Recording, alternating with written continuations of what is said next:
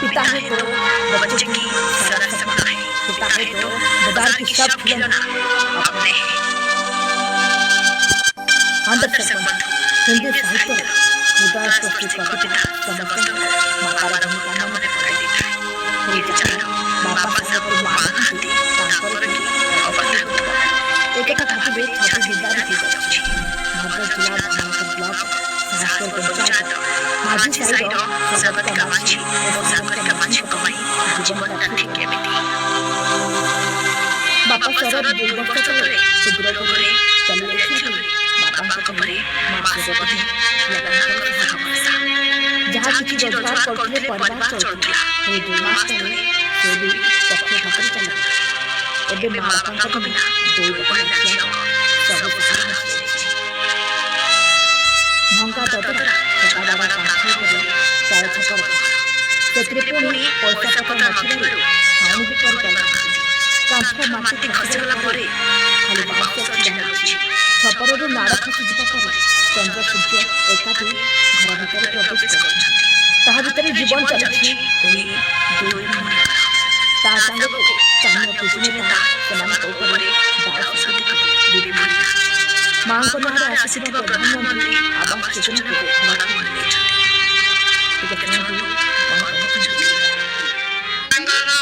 सेपति माझी से 2 वर्ष डेथ कर जाइछन्ती। पापा ना शरद कुमार माझी से मत 2 मास डेथ कर जाइछन्ती। हम बहुत कष्ट रे अछु आ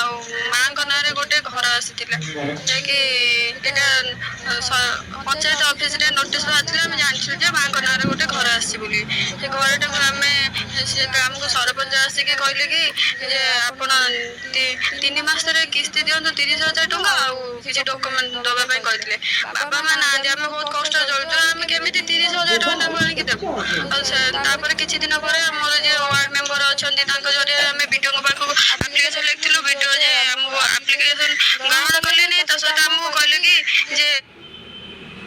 जो व्यक्ति को नारे आसीथिले जो व्यक्ति को नारे आसीथिले कि घर से व्यक्ति तो नाहंती वर्तमान तांकर भी कोनोसी फोन आंती तो झियो मान को हमें दबु ना तापर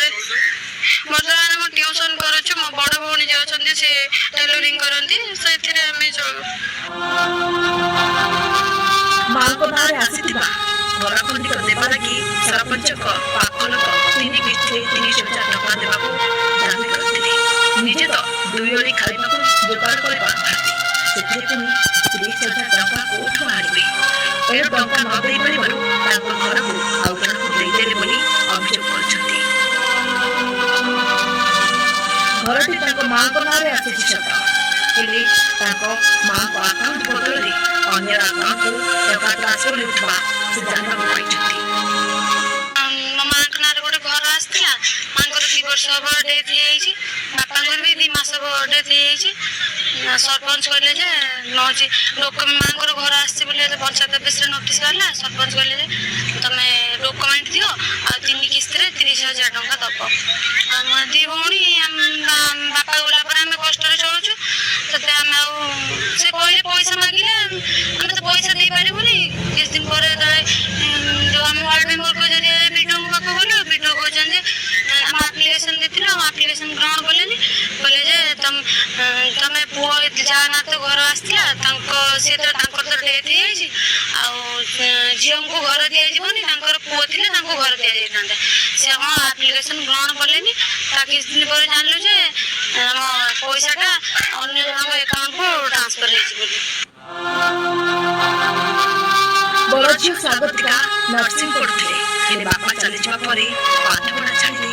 ଘରେ ଟେଲରିଂ କରି 2 ପଇସା ରୋଜଗାର କରୁଛନ୍ତି। ଦିନକୁ 20 ରୁ 25 ଟଙ୍କା ରୋଜଗାର କରୁଛନ୍ତି ଆଉ ଚାନ୍ଦପୁନି ନିଜେ ପାଠ ପଢିବା ସହ ଘରେ ଟ୍ୟୁସନ କରୁଛନ୍ତି। ଏଣୁ ଘର ଖଣ୍ଡେ କରିବାର ସାମର୍ଥ୍ୟ ନାହିଁ ତାଙ୍କୁ ଘରଟିଏ ଦେଲେ ଟିକେ ଶାନ୍ତିରେ ରହିପାରନ୍ତି ବୋଲି ପଡ଼ୋଶୀ କହିଛନ୍ତି।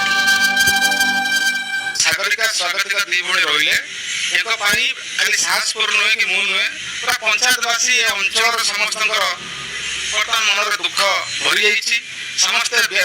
कथा व्यथित करी वेदनामय कथा ये कथा आम वीडियो को जनईु बारंबार दृष्टि आकर्षण मुझे निजे जाकि घर माँ सागरिका स्वागतिक माँ सेवती सेवती एक ସଦା ହୋଇଯାଇଛନ୍ତି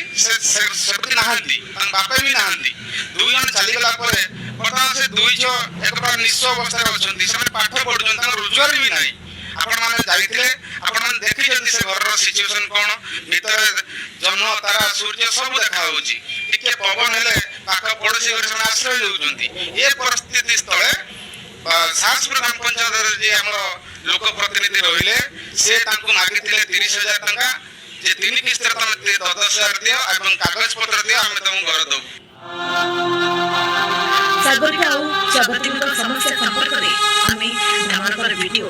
ବଳ ବିହାରୀ ଦିଦାଙ୍କୁ ପଚାରିଥିଲୁ ହେଲେ ସେ କ୍ୟାମେରା ସାମ୍ନାରେ କିଛି ବି କହିବାକୁ ମନା କରିଦେଇଥିଲେ। ବାପା ମା ଛୁଆଙ୍କ 2 ଭଉଣୀଙ୍କ ପାଇଁ ଆବାସ ସାଜିଛି 7 ସପନ ଏହି ଭଙ୍ଗା ଘରେ ରହି ଉଳିଏ ଖାଇଲେ 2 ଉଳି ଉପାସ ତଥାପି ଆଖିର ଆଖିଏ ସ୍ୱପ୍ନ ଜଣେ ଟେଲରିଂ କରି ପାଠ ପଢ଼ୁଥିବା ବେଳେ ଆଉ ଜଣେ ଟ୍ୟୁସନ୍ କରି ପାଠ ପଢ଼ୁଛନ୍ତି ହେଲେ ଅପେକ୍ଷା କରୁଛନ୍ତି ଆବାସକୁ ସେପଟେ ଭିଡ଼ିଓ କହୁଛନ୍ତି ଅବିବାହିତ ଝିଅଙ୍କୁ ଆବାସ ମନା ତେବେ ଦେଖିବାକୁ ବାକି ରହିଲା ଭଦ୍ରକ ଜିଲ୍ଲାପାଳ କ'ଣ ନେଉଛନ୍ତି ପଦକ୍ଷେପ ଭଦ୍ରକ ଧାମନଗରରୁ ସଞ୍ଜୀବ ମହାନ୍ତି ବୁଢ଼ା ଭାସ୍କର ସିକ୍ରେଟ କୋଉ ସିକ୍ରେଟ କହିଲେ ଲଜ୍ଜା ଭାଇ ସେ ସିକ୍ରେଟ ହେଲେ ପାଠଶାଳା